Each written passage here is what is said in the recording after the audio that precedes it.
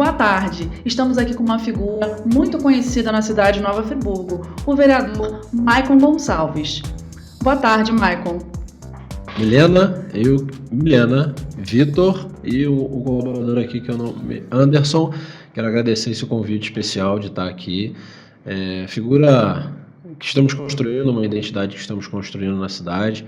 A gente já participa da política há bastante tempo, como apenas um professor de núcleo esportivo, depois um subsecretário de cultura, e aí vim dando continuidade, ramificando mais a área política na cidade, aonde chegamos a ser vereador, e isso é uma missão.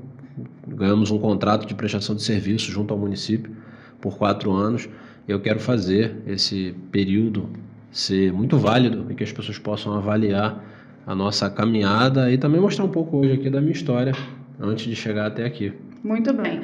Maicon é político, é vereador, é professor. Maicon, eu queria saber, o que você trabalha dentro da sua ideologia? Quais são as suas questões, pessoais que você traz para dentro da política? E como você conduz isso, né? Porque a gente tem lá dentro do nosso coração ideais, principalmente quando a gente ocupa um cargo tão importante, né? Você vem trazendo aquela vontade de mudança, de transformação. Conta para mim o que te motivou a estar nessa cadeira que você está hoje. Olha, ali a gente tem um misto de culturas, ideias, ideologias. A gente trata muito isso de forma muito imparcial, para não acalorar muito os debates da Câmara Municipal. O Maicon, ele é cristão, pai, casado, professor. Eu tenho o meu viés político mais conservador, mas prezo muito pelo lado do diálogo. Entendo que essa polarização política, ela tem trazido para o Brasil e para os políticos de modo geral um prejuízo, onde quem está no governo quer varrer todas as ações do governo anterior, e às vezes existem ações que são benéficas. Os projetos sociais, na sua maioria, ele é um plano de esquerda, e a gente pega muitos políticos de direita com núcleos esportivos que são projetos sociais, ou seja, deu certo. Ambos os lados estão aproveitando, né, e inserindo na sociedade núcleos que possam trazer formação profissional, atividade de alto rendimento, atividade recreativa, educacional. Então, eu tento não trazer essa polaridade nacional para dentro da Câmara Municipal. Sou conservador, o meu partido é um partido de direita. A cidade de Nova Friburgo é uma cidade de direita, é uma cidade que tem um viés político muito acentuado para o lado conservador. Majoritariamente, né? A gente viu que Isso. nas últimas eleições para presidente, Nova Friburgo ficou em 72% com o candidato Bolsonaro, né? Exato, e isso refletiu na eleição municipal no candidato a prefeito Johnny Maicon, que é o atual prefeito. Sim. Era o único candidato de direita declarado. Nós tínhamos ali um candidato de centro-esquerda, um candidato de esquerda, uns 2 candidatos que já não tinham tanta popularidade, não estavam tão em alta. E aí você pega um candidato que é de direita, que a cidade já aprova, com a máquina na mão. Fica muito fácil refletir essa questão de voto. Então, hoje na Câmara Municipal, a gente, por mais que seja de direita e tenha um viés político de direita, a gente não dialoga tanto com o prefeito municipal. Isso é uma postura do Maicon, porque o meu papel é fiscalizar. O meu papel é ser o chato da história. Essa é a ideia. Tem aquelas brincadeiras que a oposição ela não se dá bem. Isso é uma história de agora. Para você ter uma ideia, eu vou buscar aqui rapidinho com a doutora Saudade. Ela era prefeita, tinha maioria na Câmara e tentou fazer a sucessão da doutora Jamila. E aí você tinha um deputado estadual à época, que era o Ornei Botelho, que também vinha num contrassenso. E um senhor chamado Heródoto Bento de Mello veio com um lado conservador, com a proposta de transformar Friburgo, assim como fez no passado, e quando fazia as transformações no passado também arrumava problema, porque você pensa, ele criou no passado o viaduto, ele teve que desapropriar pessoas que moravam naquela localidade. Imagina você ter que sair da sua casa porque agora querem fazer um viaduto. Naquele momento ficaria difícil para as pessoas encararem isso. Mas ele já pensava lá na frente. Pensa hoje Friburgo sem aquele viaduto. Olha o caos que ia ser, a Maquinívia. Como dizem, era um visionário, né, da época. Exato. Então, Michael, você traz essa coisa do cristão, conservador e tal, então você leva isso para a Câmara e você trabalha dessa maneira, então, Sim. como se fosse a sua casa. Você Sim. quer ver Nova Friburgo como se fosse a sua casa, assim, é só uma curiosidade. Sim. Que você conduz, né, para uma maneira ali, pô, vamos colocar ordem, né, não sei como é que você conduz a sua casa, você falou dos seus valores. Eu quero dizer que quando eu coloco a parte de ser cristão, ser conservador, em momento algum a gente não preza pela diversidade, muito pelo contrário. Jesus veio à Terra e ele pregou somente o amor. Ele não pregou religião, posicionamento político, ele pregou o amor. E a gente tem que respeitar todas as formas de amor. A gente tem que entender que é na diferença, na diversidade que a gente evolui. A individualidade do ser humano. Nós somos seres plurais, né, humanos, mas temos nossas individualidades. Isso é inegociável. Exatamente. Correto? Então, assim, ser conservador é ter os seus posicionamentos de rotina, de família, mas também saber encarar o outro de um lado amplo, porque o Estado é laico. Nós estamos, como agentes políticos, agentes públicos, a gente tem que encarar a cidade de uma maneira muito laica, mas claro que sempre há uma tendência a pendular ações para o seu lado. Todos. Se você tem uma ação na justiça e lá na ponta quem vai julgar o caso é um juiz que tem, digamos, uma ação de violência contra um animal. Se o juiz tem animais, se ele tem cachorro, gato, se ele tem animais de estimação, ele tem uma tendência muito grande a avaliar aquele caso de uma maneira muito mais sensível, porque ele vive aquilo dentro da casa dele. Se é um juiz que não tem animal e que odeia animais, ele já tem um outro olhar para aquele caso. Então a gente tem que, como agente público, é difícil você às vezes manter essa imparcialidade. Né? Você às vezes por dizer um não você apanha, por dizer um sim você apanha. Você tem que ter equilibrando pratinhos. E claro, automaticamente, desculpa te cortar, pode. Claro que sempre com coerência. Essa é Sim. A finalidade. A gente busca imparcialidade como pessoas públicas, né? Sim. Entendendo o lado de todo mundo, mas eu acho que é isso, é o respeito acima de tudo, né? Sim. Então, o Michael Gonçalves, de hoje, qual a sua idade, por favor? 38 anos. De 38 anos, preza pelo respeito e as individualidades, né, das pessoas, dos seus eleitores e cidadãos, né? Porque eu acho que tem que ser assim. Não adianta você entrar num embate direita e esquerda e não resolver nada. Você começar uma obra de uma educação, de uma saúde, dentro de um nicho, né, esquerda ou direita que seja. Eu vou te dar um exemplo do que você está falando. E você não dá continuidade, mesmo que você saia daquela cadeira e aquela obra é abandonada. Não, porque é o cara de esquerda quem conduziu, então não vou fazer. Gente, é dinheiro público. Vou te dar um exemplo do que você está falando, Milena, só para você ter uma ideia. Lumiar precisa muito de um posto de saúde. Dentro do posto de saúde de Lumiar era um cubículo de atendimento. E aí foi direcionado para lá uma emenda parlamentar de um deputado de extrema esquerda, que é o deputado Glauber, do PSOL. Olha só que ganho para a comunidade. Ele mandou 1 milhão para construção, depois 1 milhão agora para equipar o posto. Cabe agora ao governo municipal ir lá e somente executar e colocar as ações para que proteja a população daquela localidade. Porque pensa comigo, lá em Lumiar, o trabalho é muito, digamos, sítio, caseiro, é muito rural ainda. É muito rural, exatamente. E aí você pode ser pego de surpresa por um animal peçonhento. Pensa, até você se deslocar até o centro da cidade, até o hospital, olha quanto tempo você já dificultou, né, para poder... Então, ter lá um posto de saúde, algo que traga essa ação de 24 horas, é importantíssimo e foi pensado por um candidato de esquerda. E o prefeito é de direita. E a gente vai lá e vê a obra parada. Olha, a gente agora não tem que falar de direita e esquerda, a gente está falando de ser humano, de amor ao próximo, de proteção. Acho que isso na vida pública tem que ser deixado sempre em primeiro lugar. Você falou muito bem. As coisas que são de direita ou de esquerda, mas que trazem benefícios coletivos lá na frente, tem que se deixar a vaidade de lado. Esse é o meu modo de pensar, e às vezes a gente tem alguns conflitos até dentro da Câmara, mas eu me dou muito bem na Câmara Municipal, tanto com a situação quanto com a oposição. A oposição na Câmara Municipal hoje, declarada, é o PT, junto ao PL, por uma conjuntura nacional, Lula e Bolsonaro. O meu é Mobiliza, centro-direita. Então a gente tem a oposição ao prefeito de direita. Olha, o Mike não poderia ser oposição ao prefeito, o prefeito é de direita. Mas vamos lá, a gente viu que o candidato de direita a presidente, o Bolsonaro, ele gravou para todos os prefeitos praticamente do Brasil. E ele é do Rio de Janeiro. Muito mais fácil é gravar para um prefeito que é próximo dele. Ele não gravou para o prefeito municipal. Teve a anistia já, uma manifestação em Copacabana. A maioria dos prefeitos de direita foi. O nosso prefeito não foi.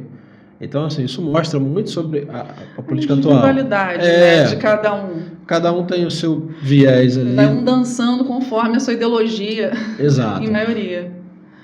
Pode ter esses deslizes ideológicos? Sim. Mas o que não pode ter é falta de amor e empatia. Perfeito, Michael. Você é professor de que área? Educação física. De educação física. E isso daí é paixão, né? Porque quem faz educação física, olha, eu bato palmas. Educação física é educar o físico, né? É trazer saúde e prevenção. É não deixar um aluno chegar ao extremo. O que é o extremo? Uma mesa de cirurgia. Quando você ensina ele que com uma caminhada, com uma corrida, com uma prática de atividade física regular, ele pode melhorar a sua qualidade de vida, pode aumentar a sua capacidade cardiorrespiratória, as suas capacidades motoras, você dá mais vida à cidade. A empregabilidade melhora, ele falta menos porque o corpo dele está bem treinado. Então, um funcionário bem treinado, ele tem tendência a se dedicar mais ao trabalho. Um funcionário sedentário vem agora a questão do frio, ele pega uma coberta, já vem aquele cheiro de mofo, pronto, já está lá no hospital, já afeta um funcionário que tem uma função cardiorrespiratória mais trabalhada, ele lida com aquilo como um resfriadinho, tira ali e vai embora, e já está no trabalho no dia a dia. Então, a educação física, ela me trouxe esse olhar, e foi nela que eu comecei a participar da vida pública. Eu via alguns núcleos esportivos, eu falava, nossa, como que eu não posso trazer para aqui um colete, bola, elástico, cama elástica para a gente fazer atividade? Tem como trazer? Tem emenda parlamentar. Mas por que não chega? E aí essa curiosidade começou a me despertar para o lado político. E aí eu ajudei um candidato a vereador na cidade, na época foi o Nami Nassif.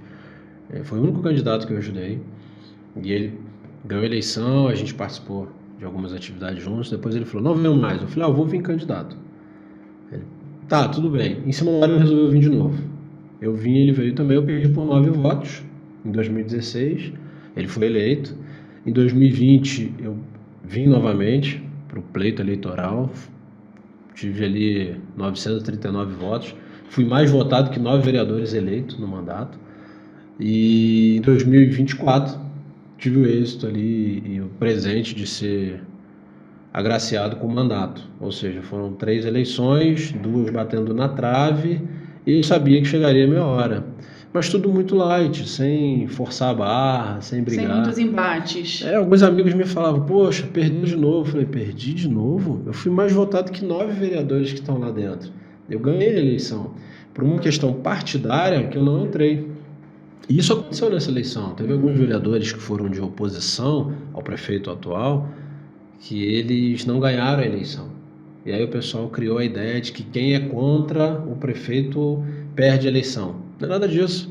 Ele só estava em partido que não conseguiu alcançar a cadeira.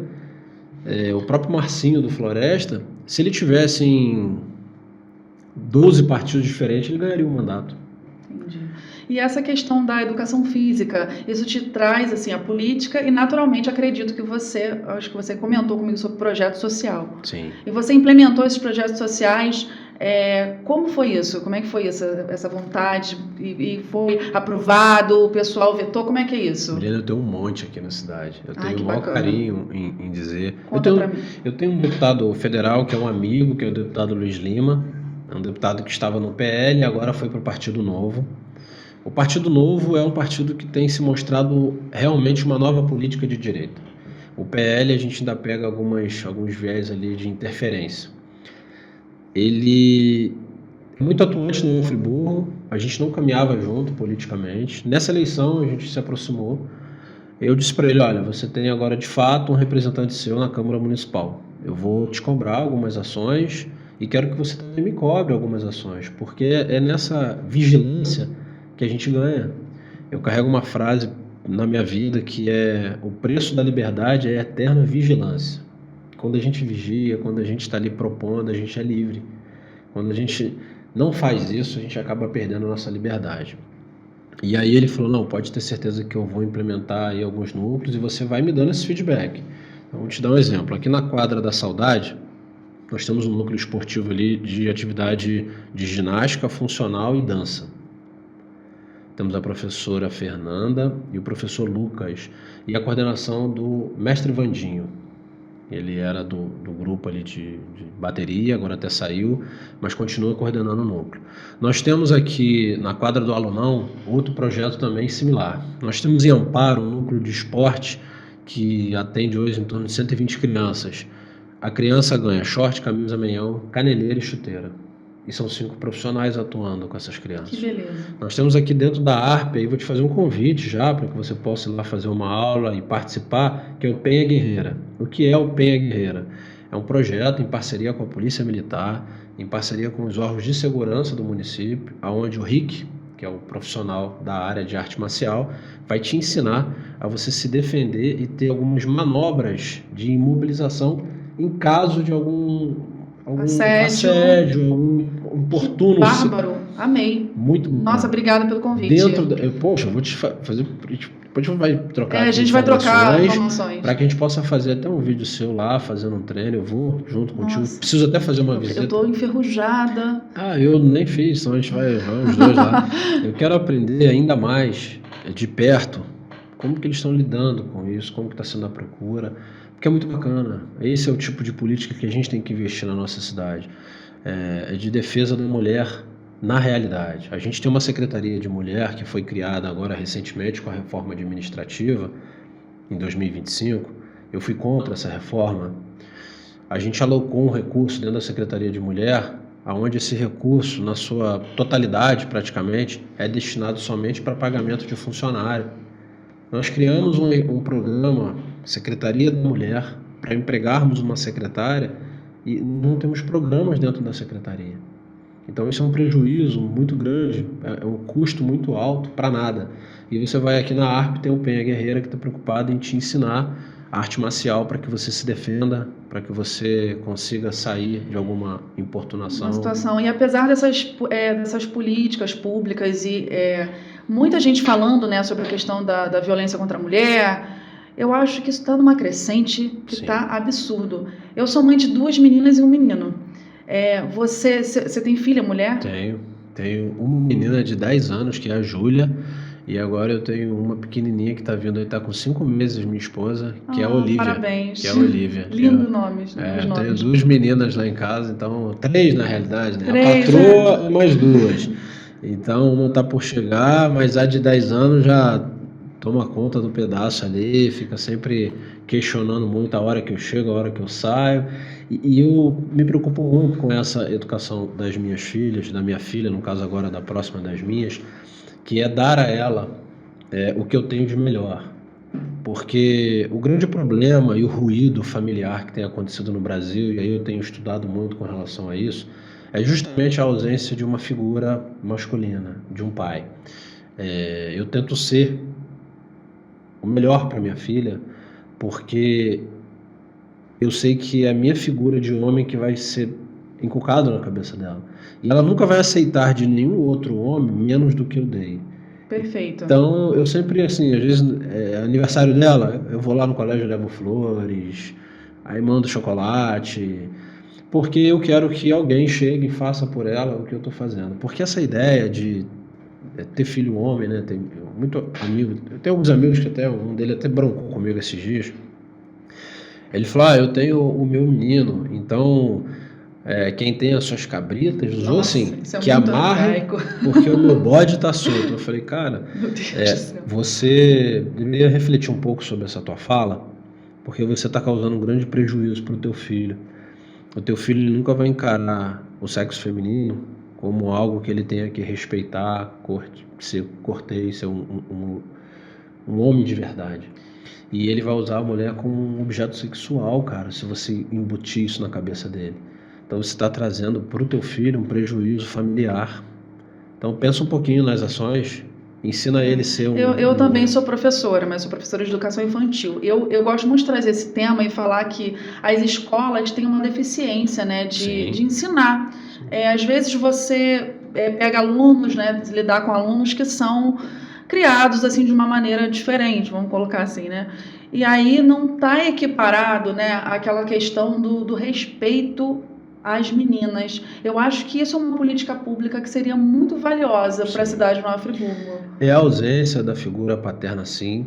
Está Sim. mais que provado, não sou eu que estou falando, eu trago N estudos para poder embasar e justificar a minha fala, porque às vezes a gente coloca uma fala, as pessoas, você que acha, eu não estou falando aqui do que eu acho, né? eu estou dizendo aqui do meu estudo, aonde eu cheguei à minha conclusão. Então a ausência paterna realmente deturpa essa questão e a gente precisa corrigir isso em tempo, e aí sim criar uma política pública de verdade. Vou dar um exemplo rapidamente. Quando eu cheguei na Câmara Municipal, e aí vou falar novamente da política pública que nós atuamos na cidade, o deputado Luiz Lima destinou ano passado 650 mil, esse ano 750 mil para a Casa da Criança em Nova Friburgo. A Casa da Criança é um equipamento, uma organização que trata sobre crianças que sofreram abuso sexual ou estão sofrendo, e a gente tem um tratamento ali. Friburgo é um caso alarmante. Em 92 municípios do Rio de Janeiro, Friburgo é a segunda cidade com o maior número de abuso sexual infanto-juvenil. E eu, quando me deparei com a política pública na Câmara Municipal, eu vi que nunca ninguém tratou desse assunto na Câmara. O máximo que fizeram foi dar uma moção de louvor. Sabe o que é isso? É uma placa onde o vereador vai lá e agradece pelo trabalho que é feito, mas não se envolve. A gente está aqui, acabei de mandar para a Isabel, mandei para o Beto, mandei para a Rosenir, que é presidente do CMDCA, um projeto de lei onde a gente estipula o fluxo de atendimento dentro do município com uma escuta ativa. O que é isso? Quando chega uma criança no Raul Sertã e o médico vai avaliar e nota que ali houve um ato de abuso sexual, a primeira coisa que ele faz é ligar para o conselho tutelar. Enquanto isso, ele coloca a criança num canto com os pais. Quem não nos garante, quem nos dá garantia de que essa criança não está sofrendo ali já uma interferência direta no depoimento dela? O médico já podia estar atuando e gravando o depoimento dela, que o primeiro depoimento é o que é mais válido, né? Para que ele possa estar sendo tratada da maneira como deve e a gente resolver aquele problema. Nas escolas, e a gente vai chegar no momento do seu nicho de atuação, quando o aluno falta, não se faz um diagnóstico da falta. A gente não vai atrás de diagnosticar por que houve aquela falta. A mãe saiu para trabalhar pela parte da manhã, deixou a criança na casa de um parente, de um amigo, de um vizinho, e essa criança tinha que ir à tarde para a escola, e essa criança não foi. A mãe sai do colégio, passa na escola, a criança nem foi, ficou na casa. Chega lá, conta-se uma história. Por que de fato essa criança não foi?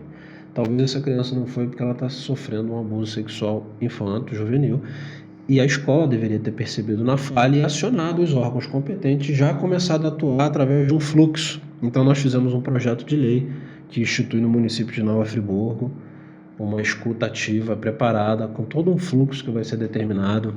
O CMDCA tem uma cadeira, Conselho Municipal de Defesa da Criança e do Adolescente, ele tem uma cadeira que é para os vereadores, que nunca foi ocupada, e hoje vai ter eleição das novas comissões na Câmara Municipal após um processo judicial, e nós fomos chamados para poder participar. E eu já liguei para o CMDCA e disse, olha, essa cadeira que nunca foi ocupada, ela me pertence agora no prazo de 6 meses. Se eu for novamente reeleito lá presidente da comissão, vou continuar por mais um ano, porque eleições são anuais, porque chegou o meu momento de prestar um serviço de qualidade.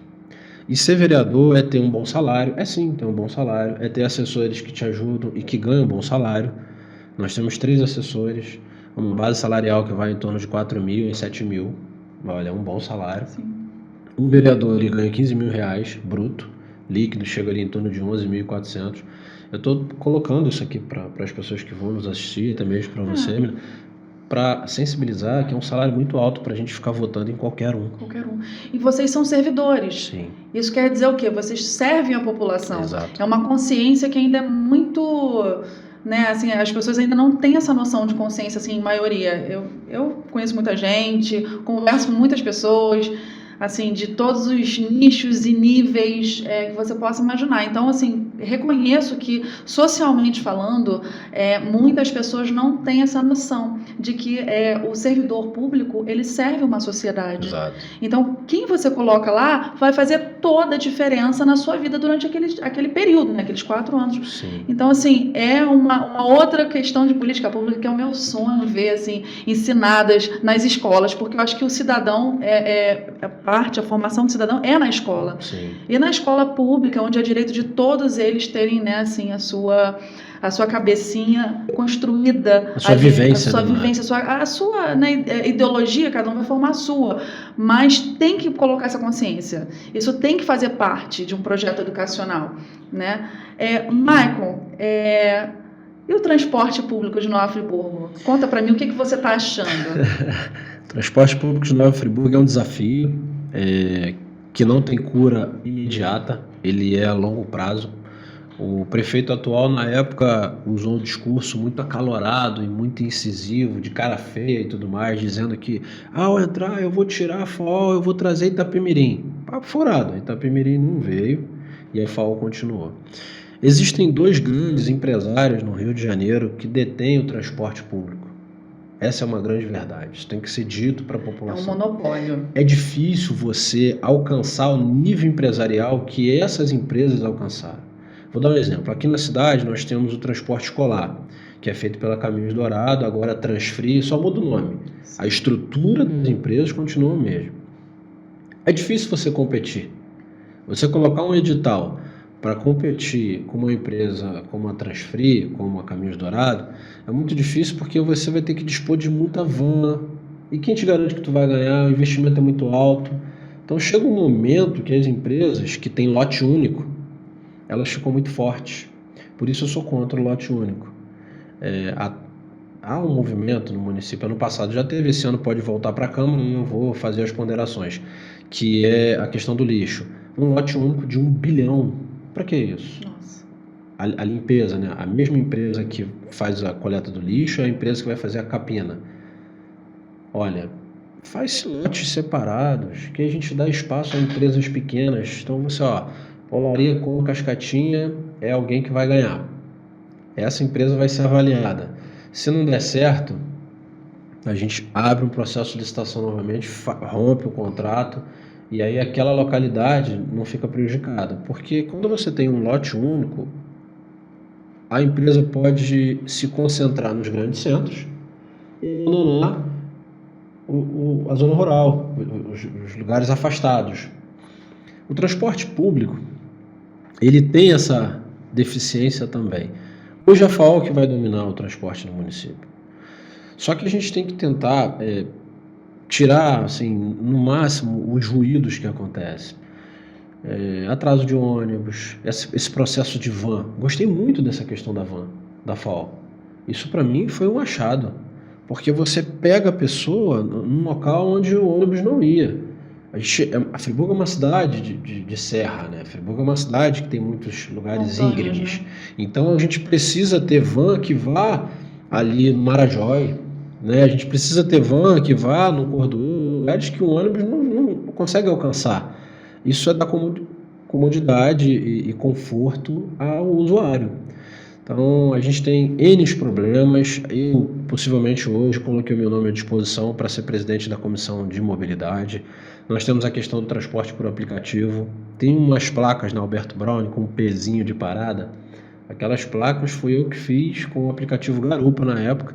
Eu era o dono do aplicativo Garupa e até fiz a entrega do aplicativo, é um modelo franqueado. Tem condições do município ter um aplicativo próprio. A própria prefeitura pode implementar um aplicativo próprio. E aí vou te falar, para a gente ter uma ideia mais ou menos de valores. Uma corrida hoje de R$10 No Uber e na 99, a gente manda para a China, que é a 99, e para os Estados Unidos, que é o Uber, em média de 4 a 3 reais. Ou seja, uma corrida de 10 reais sua, o motorista fica ali com 7, 6. O garupa, quando eu trouxe, o motorista ficava com 9, eu pegava 1. Desse 1, eu dividia com a franquia, que é de Porto Alegre. Ficava 50 centavos para mim e 50 centavos para Porto Alegre. Tinha mês que eu fazia de salário em torno de mais ou menos 12 mil, 13 mil, 14 mil. Olha o número de corridas que eu fazia. Eu ganhava 50 centavos por corrida. A Uber 99 leva da nossa cidade mensal 1,5 milhão a 2 milhões, no mínimo. Se nós desenvolvermos um aplicativo para a nossa cidade, a gente consegue deixar o motorista com mais dinheiro. Ele com mais dinheiro, ele consegue dar uma manutenção melhor no carro. Ele trabalha mais motivado. Um funcionário motivado, ele te atende com um sorriso. Um funcionário desmotivado, ele te atende chateado, quer que você vá embora, melhora a qualidade nos serviços.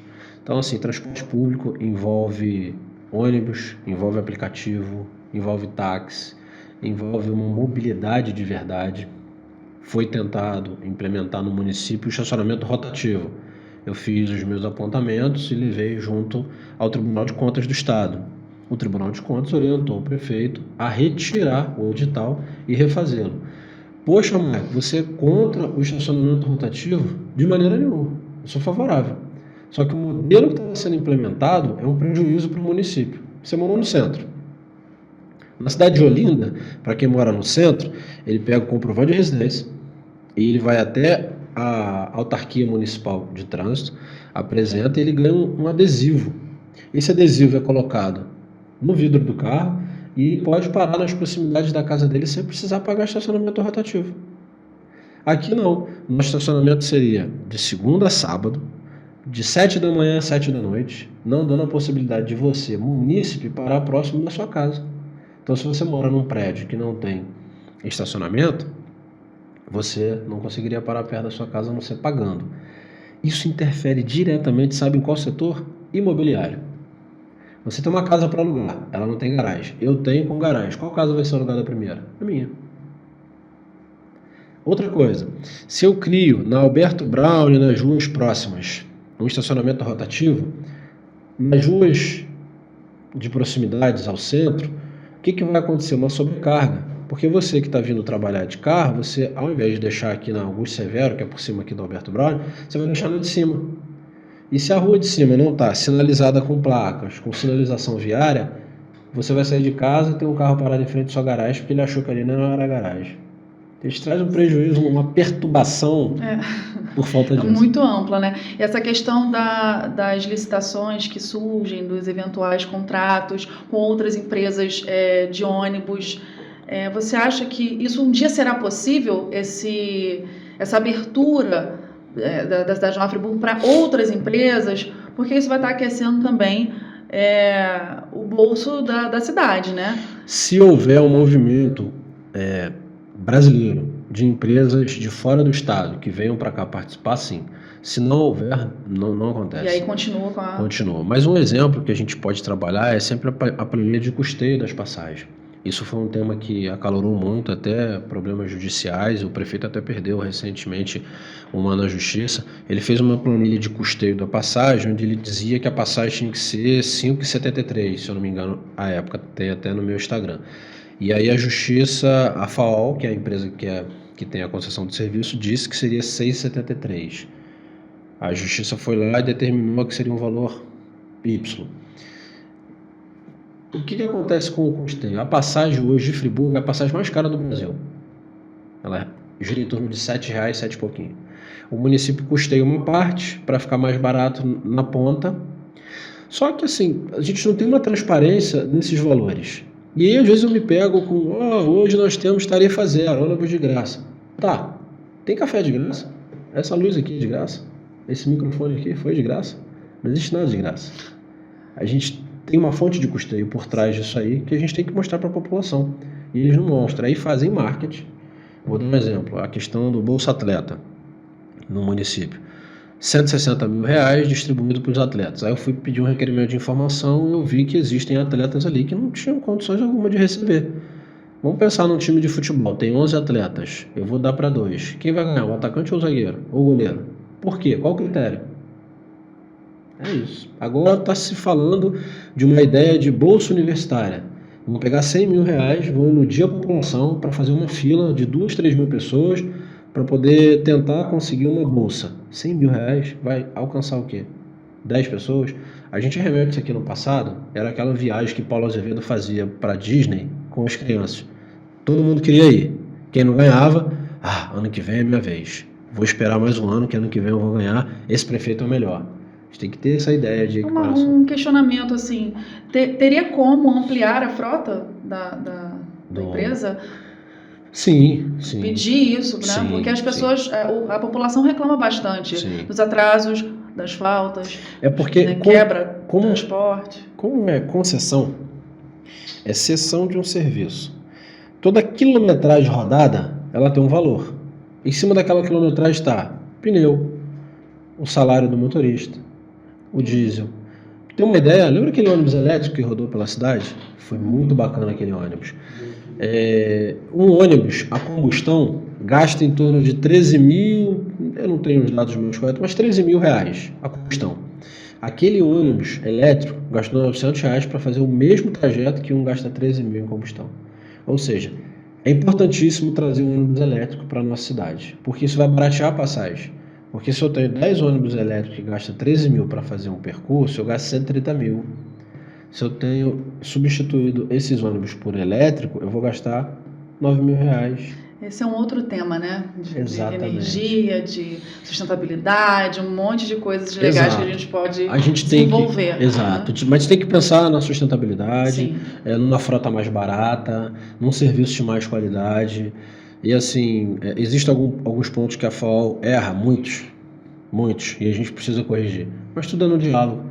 Acho que a briga, ela só traz prejuízo para ambos os lados. A guerra só gera dor. Então a gente tem que pensar... Nem me fale. A gente tem que pensar no diálogo, na divergência. Eu tenho vereadores internamente na casa que eu realmente... Para você ter uma ideia, a Maiara é PT, eu sou direita. A gente tem um bom relacionamento. Ela é minha amiga pessoal. E tem pessoas... o Cláudio Damião é um cara inteligentíssimo. O Marcos Marins é um cara inteligente. Você pega ali a direita num todo dentro da Câmara, quando você vai dialogar com o Isaac, é meu amigo. Nós participamos de um churrasco junto. Aí o pessoal, poxa, você é oposição ao prefeito, você não vai no churrasco com o Isaac? Não, vou sim. Vou porque eu quero ouvir. E aí existem alguns temas que a gente deixa velado. Quando toca em Lula, ninguém fala no bate-papo ali, senão Maiara e Isaac vão sair no tapa ali, porque o Bolsonaro, outra é Lula. Declarado, PL e PT. E aí a gente fica naquele impasse de não tentar tocar em assuntos polêmicos, mas a gente precisa se respeitar. Sim. Porque senão também aquilo ali virou uma casa de guerra, que era outra legislatura. Sim. Então ser vereador é equilibrar esses pratinhos, é saber a dor. E a palavra vereador, ela tem isso, né? Quem vê a dor. Sim. Quem está ali perto. Hoje a população tem abertura total com você para poder chegar com as pautas, com os pedidos. Como é que faz para te acessar? Meu WhatsApp, não mudei meu número. Tá aqui. Meu número tá comigo. Meu número é de 2011, 2010. Tá aqui. Nunca mudei. Mike, por que você não tem um segundo número? Pra quê? Vai falar assim, pô, você não conseguiu falar com ele esse número? Não, tem esse número aqui que é outro número dele. Só vai encher mais meu celular. Então você é uma pessoa super acessível. Eu tenho um exemplo muito bacana, que é um bot que eu coloquei no meu WhatsApp. Tá até aqui, ó, as pessoas vão atendendo, eles me mandam mensagem. Marco, eu tive uma dúvida com você a respeito desse tema aqui. Aí, olha, espera um pouquinho que vai entrar uma pessoa junto na conversa aqui, que ela vai te responder. Aí eu já venho aqui pelo aplicativo e faço essa... Ó, pra você ter uma ideia aqui, mostrando para quem tá em casa não vai conseguir ver, mas você, ó, aqui tá uma conversa com uma pessoa que apareceu o Bimerdi, tá vendo? Uhum. Então esse é meu WhatsApp. Eu tenho um equipamento dentro do meu celular que eu começo a conversar com você e aí você tem uma dúvida. Eu não vou conseguir te dar atenção porque eu tô aqui no podcast. Traz aquele tema. Eu vou aqui e direciono, atribuo esse atendimento agora ao Bruno. Bruno é um assessor meu. Aí ele já entra na conversa. Buzina no celular dele. o Michael quer que você atenda essa pessoa. Dentro da minha conversa, o Bruno entra respondendo. Maravilhoso. E aí ele começa a resolver, e aí no final, tá, obrigado aí, valeu Bruno. Aí eu olho ali, o atendimento foi bem feito. No meu WhatsApp. Então, quem quer, arruma um jeito de se conectar e estar próximo. Sim. Quem não quer, arruma uma desculpa.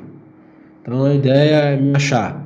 Meu Instagram, Michael Gonçalves NF, meu Facebook, WhatsApp. Você vai chegar no meu Instagram, tem lá meu Depois a WhatsApp. gente deixa, né? Sim, por favor. Para que a gente possa conversar com as pessoas, para que a gente possa tirar dúvidas. Eu estou estruturando um WhatsApp. Poxa, vocês vão ficar encantados com o que eu trabalho. O trabalho está demorando muito, mas eu vou ter um WhatsApp com inteligência artificial por trás, onde você vai mandar uma mensagem para mim, tirando uma dúvida. Exemplo: aonde agora em Friburgo tem um neurologista? Você sabe? Eu não sei. O meu WhatsApp vai te informar o dia, o horário e o local que ele atende, quantas vagas são. Inclusive tem um projeto meu na Câmara Municipal protocolado, quero deixar aqui para todo mundo que está nos assistindo, que obriga a todos os postos de saúde a colocarem uma descrição de dia, horário, médico, especialidade que ele está atendendo. Por quê? Você acredita que tem posto de saúde que o WhatsApp é de assessor de vereador? Então a gente está preparando já esses apontamentos. Vamos primeiro apontar os secretários e dizer: secretário, isso aqui tem que parar agora. É um diálogo. Uhum. Se ele não parar, a gente vai para a justiça e aí eles... Todo um trâmite, né? Porque a gente tem que ser parceiro, né? Identificar o erro e dizer: olha, chega. É como um relacionamento. É um relacionamento, né? A esposa chega pra gente e fala aqui: futebol, sábado, beleza. Agora, sábado, domingo, segunda e terça, quarta, futebol, não dá. Aí o marido vai lá, opa, é uma sinalização. Eu faço essas analogias, que isso é bem legal, né? Michael, foi um prazer te entrevistar, conversar com você. Me senti super à vontade. Você é uma pessoa realmente muito acessível. Obrigado. Te agradeço e continue o seu trabalho, tá muito bom. Eu que agradeço pelo carinho, agradeço toda a equipe aqui pela estrutura, pelo acolhimento, por ter me colocado aqui nesse programa de esclarecimento público, né, de prestação de contas. Nosso mandato está à disposição, Gabinete 20 na Câmara Municipal, pelo Instagram, pelo WhatsApp. E vamos sim conversar, e já fica aqui gravado o convite para ela no Penha Guerreira para a gente fazer um vídeo aí e postar, tá bom? Obrigada, Tchau, tchau. boa Obrigado. tarde.